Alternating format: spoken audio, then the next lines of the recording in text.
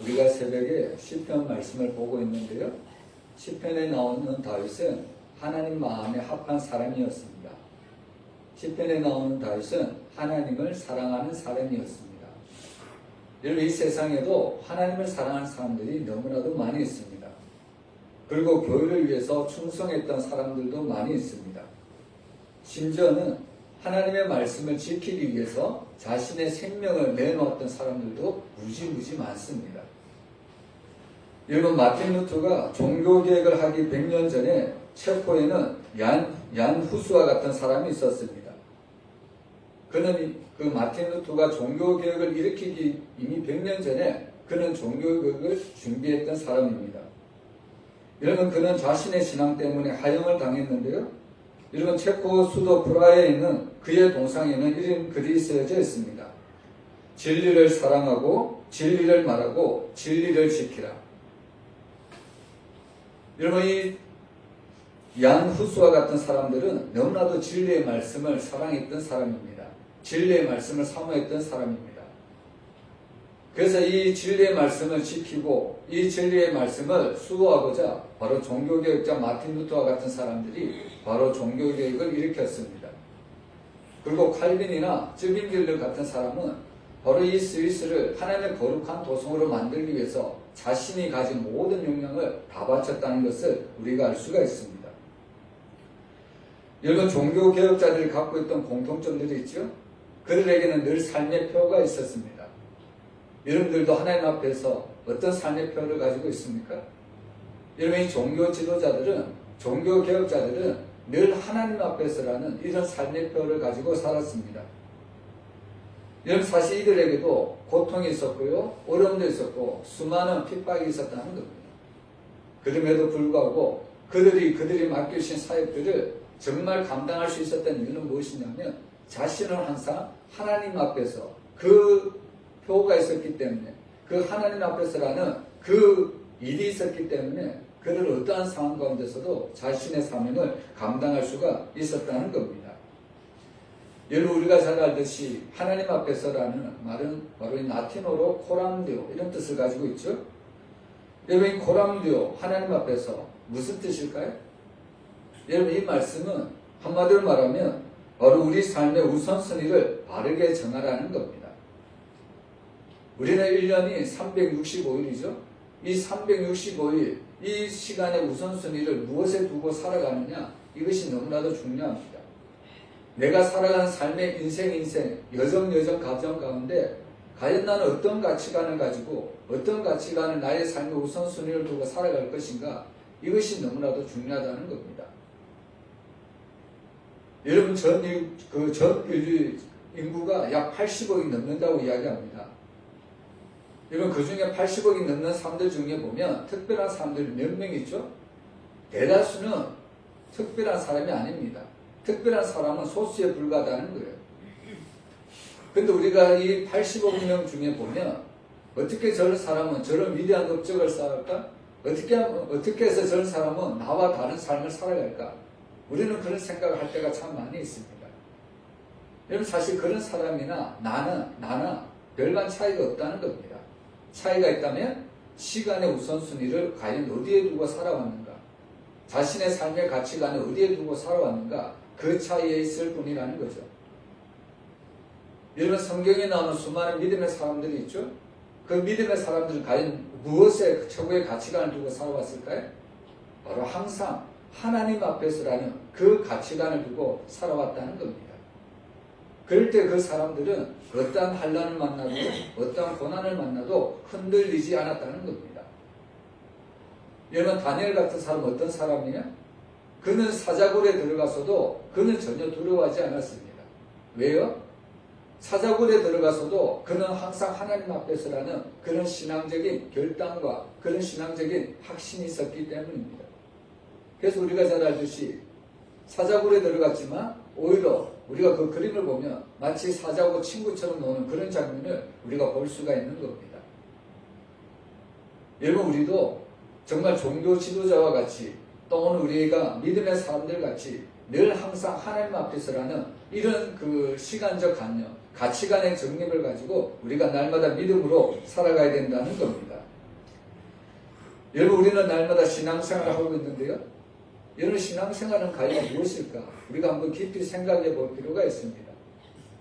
여러분, 신앙생활이라는 것은 우리가 여러 말로 우리가 표현할 수가 있지만, 여러분, 코란데요, 하나님 앞에서 이 신앙적인 표현을 우리가 생각해 본다면, 여러분, 신앙이라는 것은 무엇이냐면 바로 하나님과 하나님 아닌 것을 구별할 줄 아는 능력이라는 겁니다. 신앙이라는 것은 바로 하나님과 우상을 구별해낼 줄 아는 능력을 이야기합니다. 여러분, 왜 많은 사람들이 하나님 아닌 다른 우상에게 자신의 모든 것을 바칠까요? 마치 그 우상이 하나님같이 보이기 때문입니다. 마치 그 우상에게 가서 바로 빌면 그 우상이 자신에게 복을 줄 거라고 생각하기 때문에 그 우상을 찾아가는 거라는 겁니다. 여러분, 오늘 저와 여러분은 신앙이 무엇인가를 정확하게 깨달아야 합니다. 여러분들은 무엇을 믿습니까? 여러분, 저는 살아계신 하나님을 믿습니다. 여러분도 살아계신 하나님을 믿으시길 바랍니다. 여러분, 이처럼 우리는 항상 신앙이라는 것이 항상 살아계신 하나님 앞에서라는 그 삶의 자취를 가지고 우리가 살아가야 된다는 겁니다. 여러분, 오늘날 많은 신학자들과 많은 목회자들이 염려하는 것이 있습니다. 무엇을 염려하냐면 바로 예배를 염려합니다. 현대는 예배의 위기라고 말을 합니다. 정말 오늘의 성도들은 하나님이 기쁘시게 받으시도록 하는 신령과 진정으로 예배하지 못한다는 겁니다. 특별히 코로나 시대를 거쳐오면서 정말 한국교회가 지금 많이 위축되고 많이 지금 예배의 위기가 정말 우리에게 심각하게 다가오고 있습니다. 여러분, 한때 우리가 코로나로 인해서 우리가 온라인 예배를 드릴 때가 있었죠? 근데 그 온라인 예배를 드리는 사람들의 자세를 보면 다른 사람은 몰라도 하나님은 다 아실 겁니다. 여러분, 가끔씩 얘기를 들어보면 온라인 예배를 드리는 성도들의 예배 자세가 어떠하냐면 예배를 드리다가 화장실에 가는 성도들이 있고요. 또 예배를 드릴 때 커피나 음료를 들고 마시면서 예배를 드리는 사람들도 있고, 또 어떤 성도들은 한 손에 핸드폰을 두고 예배를 듣고 핸드폰도 보고 이렇게 하는 성도들이 많이 있다는 소식을 들었습니다. 여러분, 이것이 정말 하나님 받으시는 예배일까요? 그래서 신약성경에 보면 이런 자들을 뭐라고 이야기하냐면 바로 경건의 모양은 있지만 경건의 능력은 없는 자라고 이야기를 합니다. 여러분, 예배는 무엇일까요? 여러분, 예배는 살아계신 하나님 앞에 나아가는 겁니다. 살아계신 하나님의 현존 앞에 나 자신이 떨며 그분 앞에 복종하며 순종하는 것이 예배라는 겁니다. 그래서 우리는 항상 하나님 앞에 예배를 드리러 나갈 때 항상 나 자신을 낮아지고 하나님만 높이고 하나님만 찬양하는 것이 진정한 예배임을 믿으시길 바랍니다. 그래서 오늘 우리는 예배를 드릴 때 늘 영과 진리로 우리가 예배를 드려야 합니다. 여러분, 오늘 전도서는 바로 이처럼 우리가 하나님 앞에 나아가야 될 때 삼가야 될 것을 우리에게 주의하고 있습니다. 우리 1절 말씀 우리 한번 같이 읽어볼까요? 우리 1절 말씀 같이 읽어봅니다. 너는 하나님의 집에 들어갈 때에 내 발을 삼갈지어다. 가까이 하려 말씀을 듣는 것이 우매한 자들이 재물을 드리는 것보다 나으니 그들은 악을 행하면서도 깨닫지 못함이니라. 여러분, 여기 보면 너는 하나님의 집에 들어갈 때 무엇을 삼가라고요? 내 발을 삼가라고 이야기를 합니다. 여러분, 모세는 떨기나무 속에 있는 그 하나님의 현존을 보았습니다. 여러분, 모세가 그 떨기나무 속에 있는 하나님의 현존을 봤을 때 하나님이 모세에게 명령하죠? 뭐라고 명령합니까? 뭐라고 명령하죠? 내 발에서 신을 벗어라, 이렇게 명령하지 않습니까? 여호수아도 여리고성을 점령하러 앞서가기 전에 군대장관, 여호와의 군대장관을 만나죠? 그때 군대장관이 뭐라고 합니까? 내 발에서 신을 벗어라. 여러분, 신을 벗으라는 의미는 과연 어떤 의미일까요? 여러분, 사람들이 신을 벗으면 어떻게 됩니까? 사람들이 가끔 신을 안 벗는 이유가 있죠? 왜 신을 안 벗을까요? 냄새가 나기 때문입니다. 그죠? 여러분, 하나님이 왜 모세에게 그 신었던 신을, 왜 여호수아에게 그 신발을 왜 벗으라고 했을까요? 여러분, 사실 이 신발이라는 것은 무엇을 뜻하냐면요, 정체성을 뜻합니다. 이 신발이라는 것은 자기 정체성을 이야기합니다. 여러분, 우리가 어떤 회사에 그 취직을 하기 위해서 무엇을 씁니까? 보통 우리가 그 회사에 들어가기 위해서 제일 먼저 하는 것은 무엇을 쓰죠? 이력서를 씁니다. 이력서. 그죠? 근데 그 이력서에 보면 이자의 그 한자가 무슨 이자인지 아십니까? 우리는 이력서를 참 많이 쓰죠? 근데 그 이자가 한자로 무슨 뜻의 인지 혹시 여러분들 생각해 본 적이 있습니까? 여러분, 그 이자는 신발 이자입니다. 신발 이자. 여러분, 무슨 말이냐면 바로 이력서 쓰는 것은 내가 걸어온 신발의 자취라는 겁니다. 이것이 바로 자기 정체성이라는 거죠. 여러분, 신발을 벗으라는 것은 뭐냐면 내가 하나님 앞에 섰을 때 내가 세상에서 쌓아온 모든 성공적인 그런 업적들이나 내가 세상에서 바라본 모든 것들을 바로 하나님의 현존 앞에 섰을 때는 모든 것을 다 내려놓아야 된다는 것을 이야기하는 겁니다. 여러분, 우리는 가끔 착각하는 경우가 있는데 무엇을 착각하냐면 내가 이만큼 일을 하면 하나님께서 나를 만나 주시겠지? 내가 이만큼 업적을 주면 하나님이 나에게 칭찬하시겠지? 내가 하나님 앞에 많은 헌금을 드리면 하나님이 나에게 더 큰 축복을 주시겠지? 이런 착각할 때가 많이 있다는 겁니다. 여러분, 사실 우리는 하나님 앞에 섰을 때 정말 우리는 하나님 앞에 드릴 것은 다른 것이 없습니다.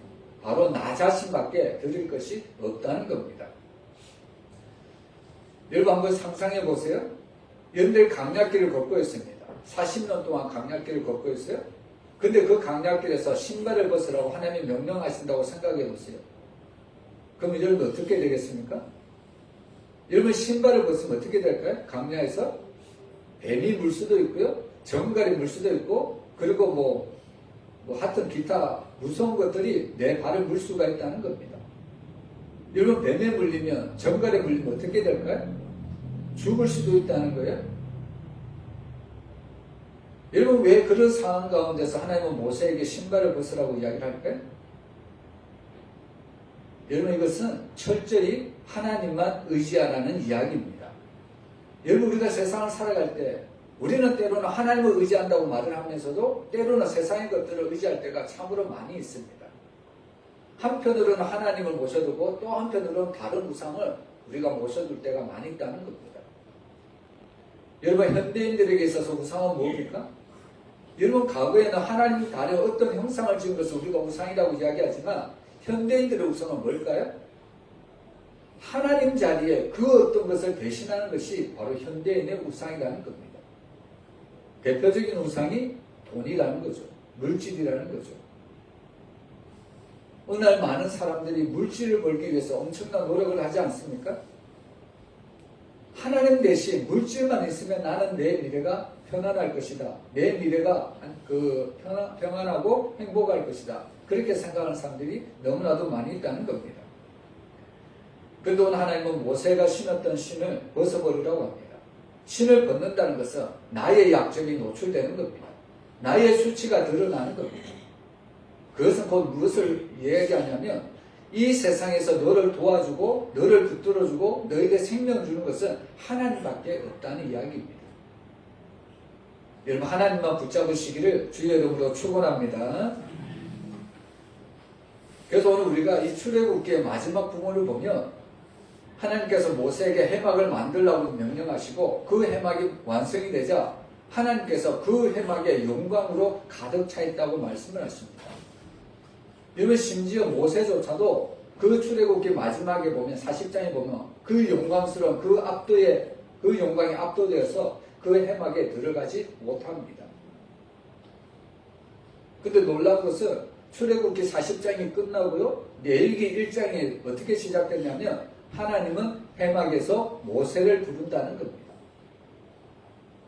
여러분, 이것은 무엇을 뜻하는지 아십니까? 여러분, 우리가 저 강렬한 태양을 보면 우리는 잠시 동안도 저 강렬한 태양을 바라볼 수가 없습니다. 마찬가지로 우리는 그 하나님의 현존이라는 그 앞에서 우리는 감히 하나님을 쳐다볼 수가 없다는 거예요. 어떻게 죄 있는, 죄 많은 인생이 그 거룩하신 하나님을 우리가 만날 수가 있겠습니까? 어떻게 그 거룩하신 하나님 앞에 우리가 나아갈 수 있을까요? 우리 스스로는 할 수가 없다는 겁니다. 아무리 우리가 많은 노력을 하고 이 땅에서 아무리 많은 선을 쌓은들 그 거룩하신 하나님의 현존 앞에는 우리는 나갈 수가 없습니다. 왜냐하면 우리는 다 죄인이기 때문입니다. 근데 레위기에서 보면 하나님은 그 모세를 부르시죠? 그것은 무엇을 의미할까요? 하나님이 우리를 부르시고 우리를 초청하실 때 우리는 하나님 앞에 나아갈 수가 있다는 이야기입니다. 여러분, 이것은 정말 우리에게 있어서 너무나도 엄청난 은혜고 엄청난 하나님의 사랑입니다. 여러분, 누가 감히 하나님, 그 거룩하신 하나님 앞에 나아갈 수 있습니까? 오히려 하나님을 멀리할 수밖에 없는 거죠. 그 거룩한, 그 강렬한 편 앞에서 우리는 감히 나아갈 수가 없습니다. 그런데 하나님은 그런 죄 많은 인생들을 우리를 초청하라는 겁니다. 와서 값없이 돈 없이 젖을 사라는 거죠. 와서 오기만 하면 하나님이 너희들에게 영원한 생명을 주시겠다고 말씀하시는 겁니다. 오늘 이것이 하나님이 우리를 향한 하나님의 사랑임을 믿으시길 바랍니다. 여러분, 하나님은 우리를 얼마나 사랑하십니까? 부모도 자녀를 사랑하듯이 하나님은 우리를 너무나도 사랑하십니다. 그 사랑의 징표가 예수 그리스도의 십자가라는 거죠. 그 십자가가 하나님의 사랑의 완성입니다. 우리는 그 예수 그리스도의 십자가를 통해서 하나님 앞에 나아갈 수가 있다는 이야기입니다. 그래서 오늘 우리는 정말 하나님 앞에 나아갈 때 우리가 어떤 자세를 가져야 되냐면 정말 우리는 항상 주님 앞에 두려워 떨며 우리는 주님 앞에 나아갈 수밖에 없다는 겁니다. 여러분, 이스라엘에 대속죄일이 있습니다. 1년에 딱 한 번 대속죄일을 드립니다. 여러분, 대속죄일에는 누가 들어갈까요? 아무나 못 들어갑니다. 많은 제사장이 있지만 대속죄일에 지성소에 들어갈 수 있는 것은 대제사장밖에 없습니다. 근데 그 대제사장이 그 지성소 안에 들어갈 때 특별히 이 제사장에게 무언가를 하나 달고 지성소로 들어갑니다. 무엇을 달고 들어갈까요? 방울을 단다는 겁니다. 방울. 여러분, 왜 대제사장이 자기 발목에 이 방울을 달고 지성소로 들어갈까요? 여러분, 이 대제사장이 이스라엘의 모든 죄를 속하기 위해서 1년에 한 번 지성소로 들어가는데, 근데 백성들이 밖에서 아무리 기다려도 이 제사장이 아무런 기척이 보이지 않습니다. 아무런 소리도 들리지 않습니다. 그때 밖에서 백성들이 한번 그 발목에 매어진 그 방울끈을 줄을 한번 당겨보겠죠? 딸랑딸랑 소리가 나는지 안 나는지. 여러분, 이 대제사장도 모든 백성들의 죄를 짊어지고 지성소에 들어가서 하나님 앞에 죄를 속해주려고 들어가긴 하지만 자칫하면 자기도 죄 때문에 죽을 수밖에 없다는 겁니다. 그런데 오늘 하나님은, 그 거룩하신 하나님은 우리를 초청하시는데 우리가 주님 앞에 나아갈 때는 사실 우리도 이런 마음을 가지고 나아갈 수밖에 없습니다. 두려워 떨 수밖에 없다는 거예요. 오늘 모세가 정말 하나님 앞에 나아갔을 때 두려워 떨 수밖에 없었습니다. 오늘 우리도 마찬가지로 하나님 앞에 나아갈 때 정말 이런 두려운 마음, 떨 수밖에 없는 마음, 이것을 다른 말로 표현하면 하나님을 경외하는 마음으로 우리는 주님 앞에 나아가야 된다는 말씀입니다. 그래서 오늘 전도서 5장 1절은 우리가 하나님 앞에 나갈 때 내 발을 삼가라. 무슨 의미냐면 지금 거룩하신 현존 앞에 우리가 서 있습니다. 그 거룩하신 현존, 그 하나님 앞에 우리가 나갈 때는 우리의 모든 죄를 하나님 앞에 죄를 회개하고 또 두려워 떠는 마음으로 하나님을 경외하는 마음으로 나아가야 된다는 것을 우리에게 보여주고 있다는 겁니다. 그런데 참 안타까운 것은 무엇이냐면 여러분, 이 성경이 쓰여졌던 시대나 오늘날의 시대나 똑같이 하나님은 우리에게 탄식을 하시는데 이사야 1장 12절을 보면 우리 한번 같이 읽어볼까요? 이사야 1장 12절 한번 같이 읽어보겠습니다. 너희가 내 앞에 보이오니 이것을 누가 너희에게 요구하였느냐? 내 마당만 밟을 뿐이니라. 여러분, 사실 오늘 우리는 하나님 앞에 예배 드리러 나오지 않았습니까? 근데 하나님은 어떤 성도들 보고 뭐라고 이야기합니까? 내 마당만 밟을 뿐이라고 이야기를 합니다. 예수님이 왜 바리새인들을 책망하나요? 왜 예수님 그 당시 그 종교 지도자들, 서기관들을 책망할까요? 그들이 외식적인 신앙생활을 하고 있기 때문입니다. 형식적인 신앙생활만 하고 있기 때문입니다. 마음은 하나님께 멀고요. 그냥 형식적으로만. 어떻게 보면 백성들에게 존경을 받으려고 백성들에게 있는 그 기득권을 누리려고 바로 하나님을 찾았다는 겁니다. 그때 하나님은 너희들이 마음은 내게서 멀지만 하나님 앞에 나오는 것들은 오히려 내 마당만 밟을 뿐이라고 이렇게 이야기를 하고 있다는 겁니다. 여러분 정말 우리가 하나님 앞에 나와서 하나님을 만난다는 것은 정말 삼가는 마음으로 주님 앞에 나와야 합니다. 하나님이 어떤 분이신지 정말 그분의 거룩하신 현존 앞에 우리가 나아갈 때 두려워 떨 수밖에 없다는 겁니다. 여러분 우리가 주님 앞에 나아갈 때 나의 모든 것들을 다 내려놓고요. 온전히 그 주님 앞에만 선다는 마음으로 우리가 주님 앞에 나아갔으면 좋겠습니다. 그럴 때 하나님은 내 모습 이대로 나를 받아주신 줄 믿습니다. 내 모습 이대로 받아주신 주님은 하나님께서 우리에게 필요한 도움도 허락해 주신 줄 믿습니다. 오늘 우리가 주님 앞에 나아갈 때 항상 내가 세상으로 가져왔던 그 모든 것들은 다 내려놓고 온전히 주님이 나에게 원하시는 그 모습만 가지고 주님 앞에 나아가는 저와 여러분이 되기를 주의 이름으로 축복합니다. 그리고 두 번째로 보면요. 하나님 앞에 서는 자에게 요구되는 것이 있습니다. 우리 2절 말씀 우리 한번 같이 읽어보겠습니다. 너는 하나님 앞에서 함부로 입을 열지 말며 급한 마음으로 말을 내지 말라. 하나님은 하늘에 계시고 너는 땅에 있음이니라. 그런즉 마땅히 말을 적게 할 것이니라. 아멘. 여러분은 하루를 살면서 말을 많이 하는 편입니까? 아니면 적게 하는 편입니까?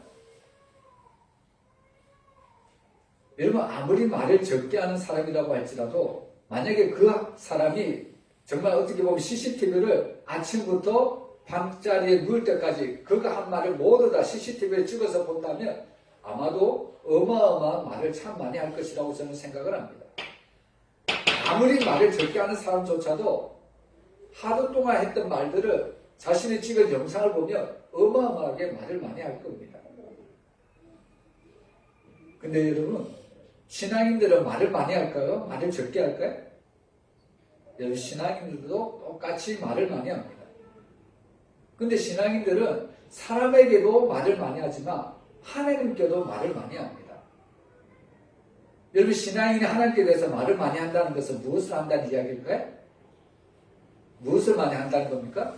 이거 달라고. 예? 아 달라고 달라고 하는 것은 다른 말로 뭐라고 합니까? 기도라고 하잖아요. 기도. 예. 신앙인들이 하나님께 대해서 말을 많이 하는데 그것을 우리가 다른 말로 기도라고 하잖아요. 그죠? 근데 기도할 때 무엇을 주로 기도하나요? 사모님이 말씀하신 것처럼 하나님 이것도 필요하고 저것도 필요하고 우리가 하나님 앞에 참 기도하는 내용 중에 보면 기도 요소들이 여러 가지가 있는데 제일 많이 하는 기도 요소는 하나님 앞에 간구입니다. 하나님 나에게 이것을 주십시오. 저것도 주십시오.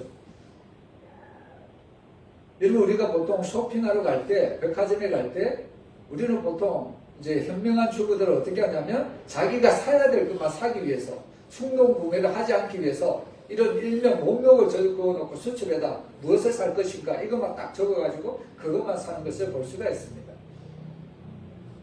여러분 마치 성도들의 기도도 그런 것 같습니다. 하나님 앞에 하나님 나 이거 필요해요? 저거 필요해요? 그래서 이런 기도를 어떤 기도라고 하냐면 쇼핑 리스트 기도라고 합니다. 우리의 필요한 것만 구하는 기도라는 거죠. 그리고 보통 성도들의 기도를 보면 내가 구할 것은 다 구하고 난 다음에 어떻게 합니까? 예수님의 이름으로 기도합니다. 땡 하고 가버립니다. 그죠? 이것이 대부분 일반적인 성도들의 기도입니다. 저도 여기서 벗어나지는 않습니다. 근데 우리가 정말로 참된 기도는 무엇인가? 우리가 한번 다시 생각해 본다면요. 첫 번째는 우리가 하나님 앞에 간구할 수는 있습니다. 근데 두 번째 단계도 필요하지 않을까요? 두 번째 단계는 무엇이냐면 내가 하나님 앞에 무언가를 구하는 기도를 드렸다면 이제는 누가 나에게 말씀을 하셔야 되나요? 하나님이 나에게 말씀하셔야 되잖아요. 우리는 그것을 경청이라고 생각할 수가 있습니다.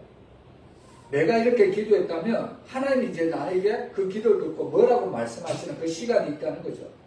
그 시간이 우리에게 필요합니다. 하나님의 말씀을 듣는 그 경청의 시간이 필요하다는 겁니다.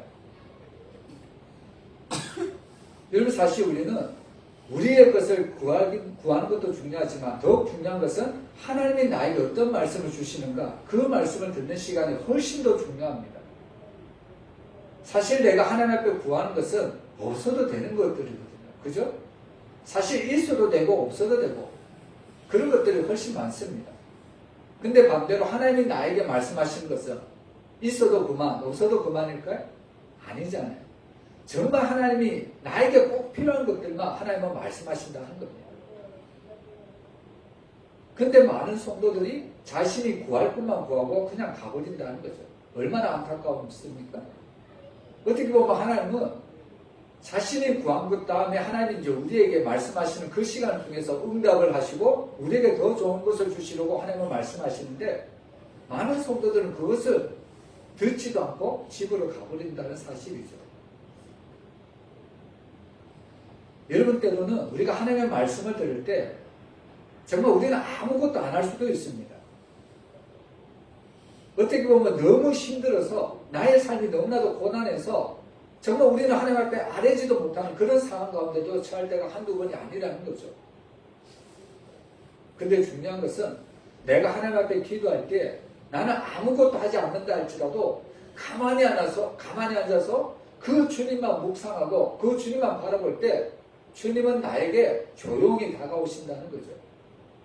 조용히 다가오셔서 나의 상처의 모든 마음을 치유해 주시고요.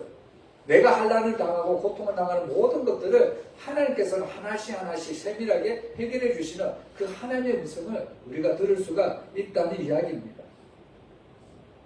그래서 사실 하나님이 나에게 말씀하신 그 시간은 어떤 시간이냐면 나를 고치는 시간입니다. 나를 고치는 시간.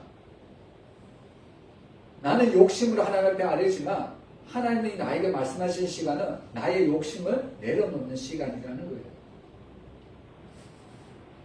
그래서 어떻게 보면 우리가 기도하는, 간구하는 시간도 필요하지만 더욱 중요한 것은 하나님이 나에게 어떤 말씀을 하십니까?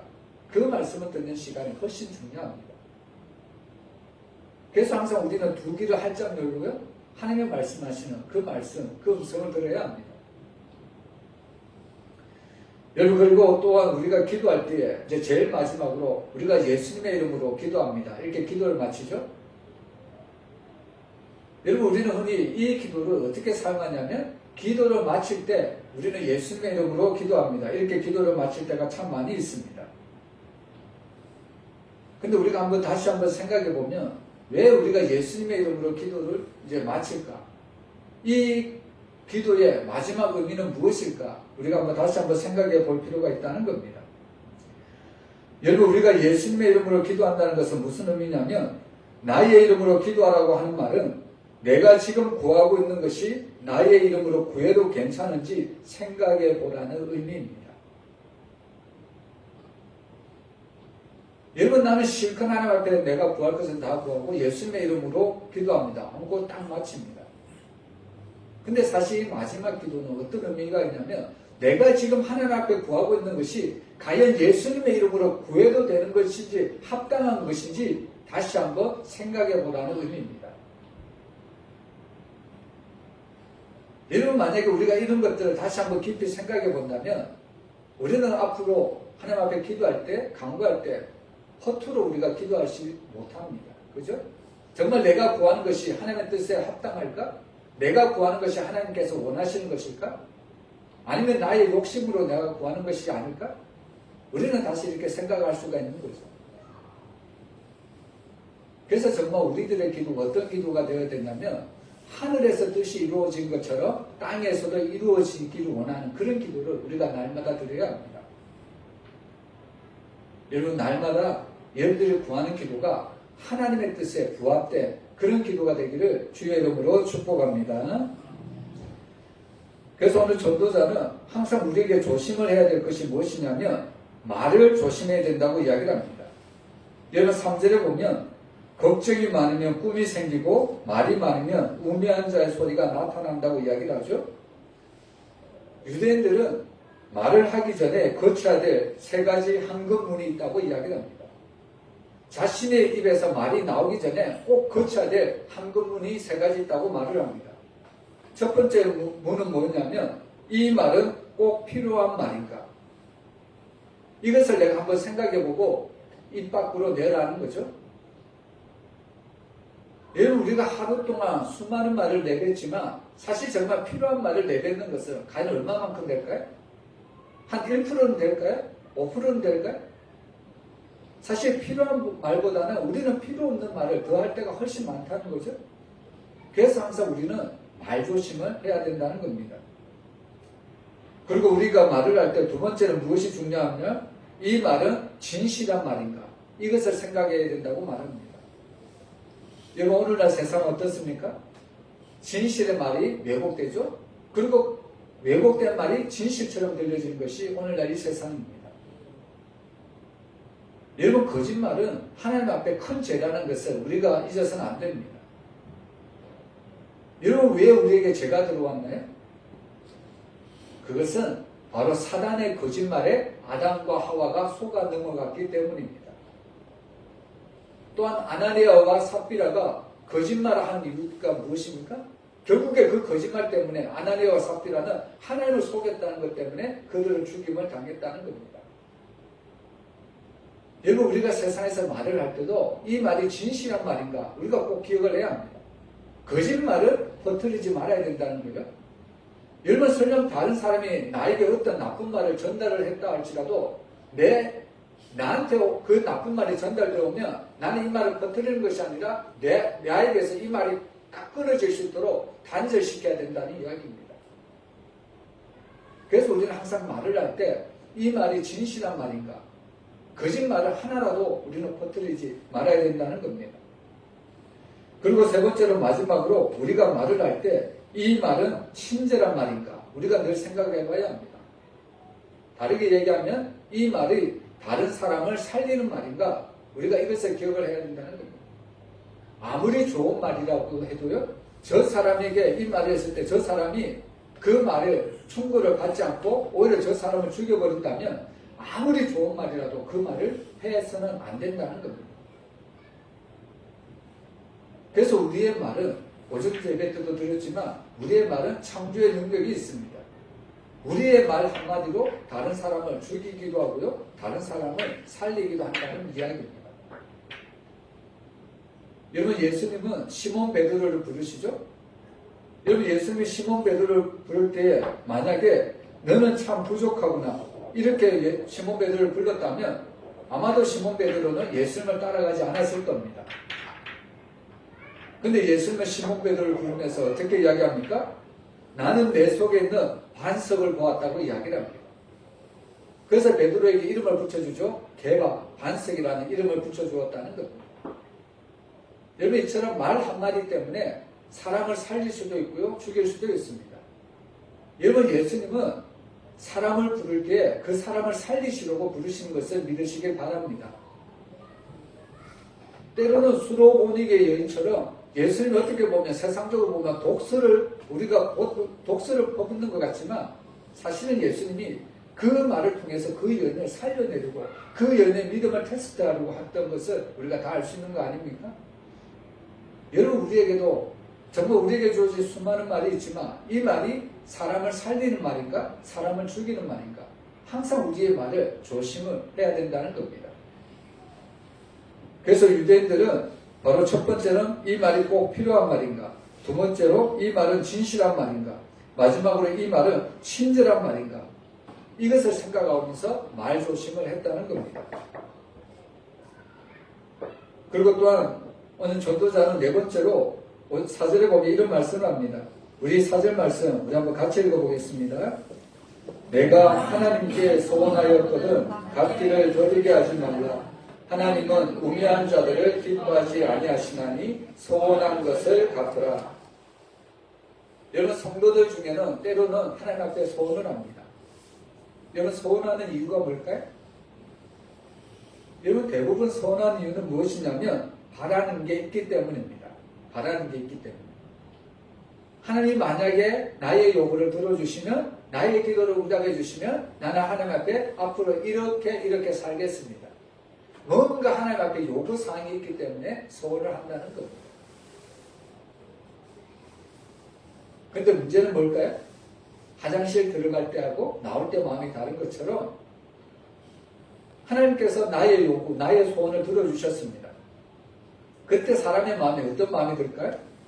회의적인 마음이 든다는 겁니다. 무슨 말이냐면 이것은 내가 하나님 앞에 굳이 구하지 않아도 되는데 가만히 있어도 이루어지는 건데 내가 섣불리 소원한 것이 아닌가? 그러면서 하나님 앞에 소원한 것을 갚기를 더디한다는 겁니다. 근데 하나님은 뭐라고 이야기하십니까? 소원한 것을 어떻게 하라고요?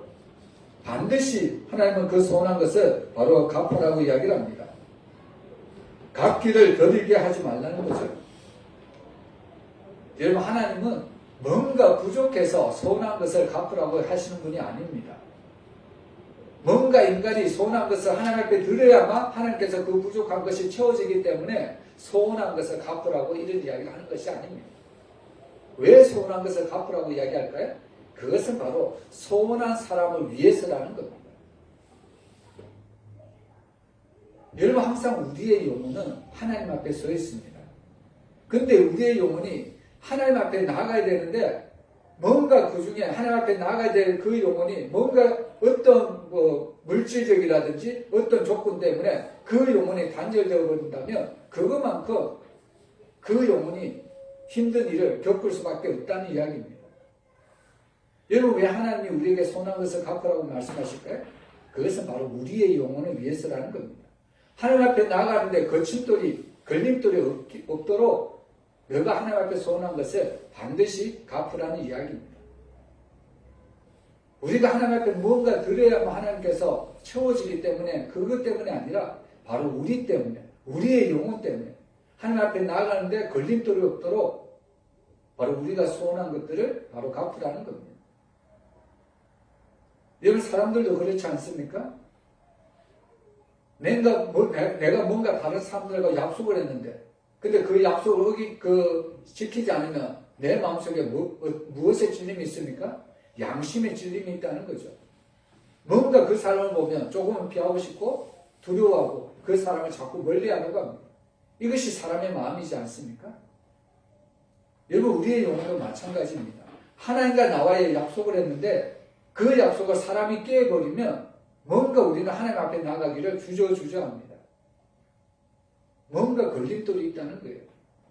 그래서 하나님은 바로 우리가 하나님 앞에 소원한 것을 반드시 갚으라고 이야기를 합니다. 그것은 바로 우리의 영혼이 하나님 앞에 바로 나아갈 수 있도록 하나님께서 그 길을 열어주시기 위함입니다. 그래서 오늘 결론적으로 오늘 7절에 있는 이야기를 하죠. 우리 7절 말씀 한번 같이 읽어보겠습니다. 꿈이 많으면 헛된 일들이 많아지고 말이 많아도 그러하니 오직 너는 하나님을 경외할지니라. 아멘.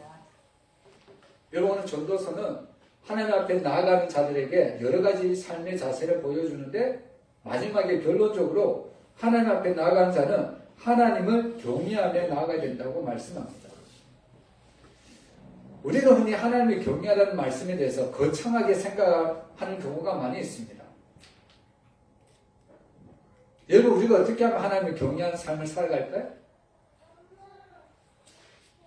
여러분 여기서 하나님을 경외하는 진짜 삶은 하나님이 우리에게 원하시는 그 경외 삶은 어떤 사람이냐면 다른 사람을 존중하는 삶을 살아라는 겁니다.